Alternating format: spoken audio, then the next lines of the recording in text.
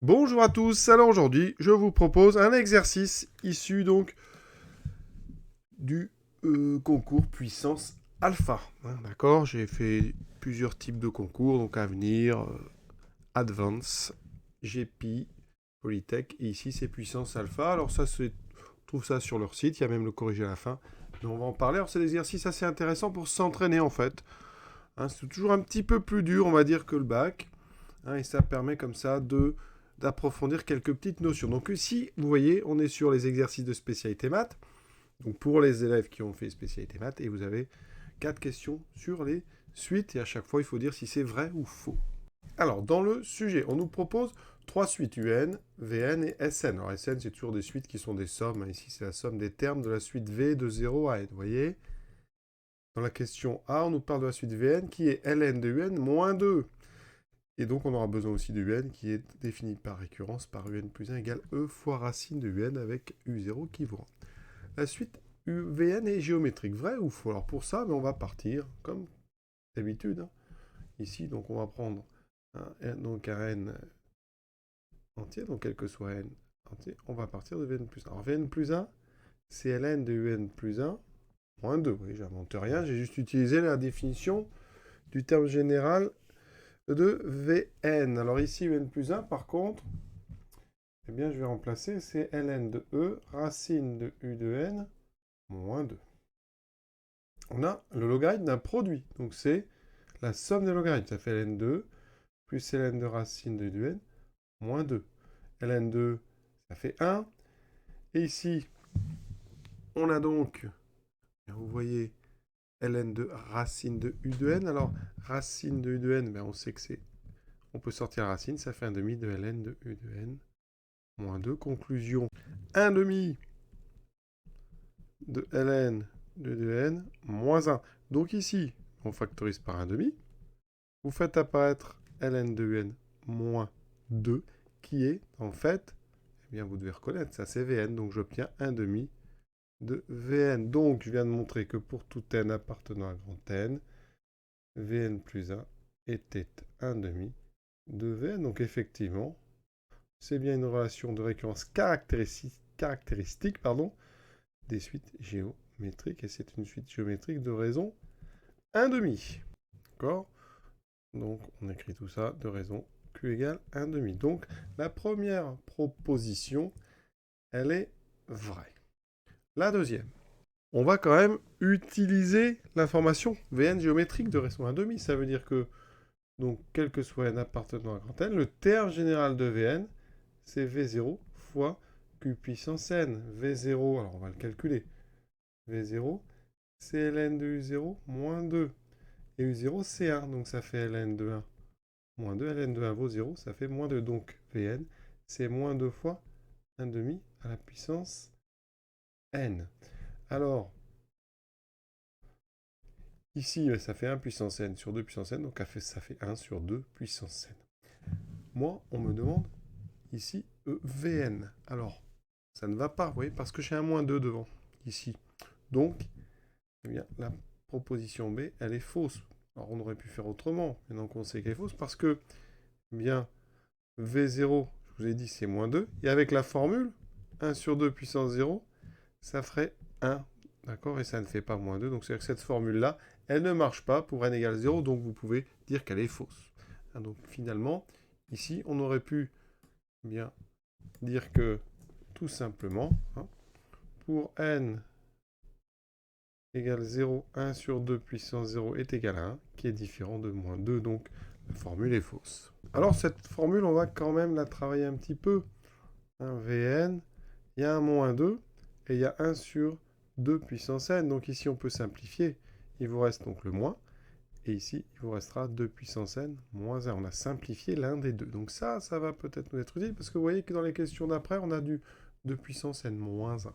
Proposition C, on vous parle du terme général, donc un. Alors ici, Vn, je le connais. Pour tout n, je répète, quel que soit n, Vn, c'est moins 1 sur 2 puissance n moins 1. Ça veut dire qu'ici, ça, c'est égal à ln de un moins 2. Ça, c'est la relation qui définit Vn. Vous voyez, conclusion, Ça veut dire que ln de un est donc égal à moins 1 sur 2 puissance n moins 1 plus 2. On passe à l'exponentielle. Donc, un, c'est exponentielle de moins 1 sur 2 puissance n moins 1 plus 2. On a l'exponentielle d'une somme. Donc, c'est le produit des exponentielles. Ça fait exponentielle de moins 1 sur 2 puissance n moins 1 multiplié par e au carré.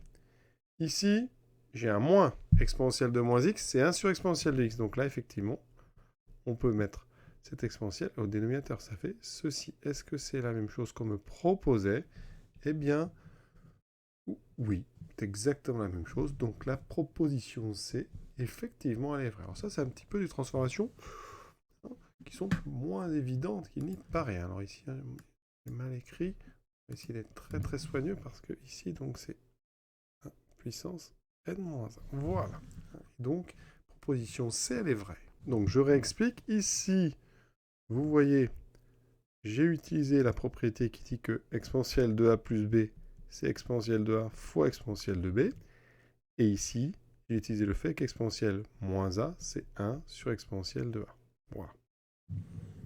Dernière proposition. La suite Sn converge vers 2. Vrai ou faux? Alors, la suite Sn, donc terme général, V0 plus V1 plus V2, etc. jusqu'à Vn. Alors, nous, on connaît les termes. Hein. Ils sont écrits là. On va utiliser pour ça la forme la plus simple. Sans la puissance n-1, elle n'est pas forcément utile ici. Donc, j'obtiens moins 2, ça c'est V0, plus... Alors, donc, moins 2 fois 1 sur 2 puissance 1, plus moins 2 fois 1 sur 2 puissance 2, etc. Jusqu'à moins 2 fois 1 sur 2 puissance n. Donc ici, on va factoriser par moins 2. J'obtiens 1 plus 1 sur 2 plus 1 sur 2 au carré. Ce que je peux écrire 1 sur 1 demi au carré. J'aurai ensuite 1 demi au cube, etc. jusqu'au dernier. 1 sur 2 puissance n. Dans mes parenthèses, j'ai une somme connue. C'est la somme des puissances de 1 demi, de la puissance 0 jusqu'à la puissance n. Ça, formule, je vais la rappeler. Il faut savoir que pour tout nombre q différent de 1 plus q2, etc. jusqu'à q puissance n, c'est égal à 1 moins q puissance n plus 1 sur 1 moins q. Donc ici, je l'applique pour q égale 1 demi. J'obtiens donc 1 moins 1 sur 2 puissance n plus 1 sur 1 moins 1 demi. Alors, 1 moins 1 demi, ça fait 1 demi. Donc je vais aller doucement, que tout le monde comprenne bien. Donc en haut, pour l'instant, je n'y touche pas. Donc là, j'ai 1 demi. Je divise par 1 demi, ça revient multiplié par 2. Donc ça me fera moins 4. Hein. D'accord? Ça fait moins 2 fois 2. Moins 4 fois 1 moins 1 demi puissance n plus 1. Ensuite, on fait tendre n vers plus l'infini. La limite de 1 demi puissance n plus 1,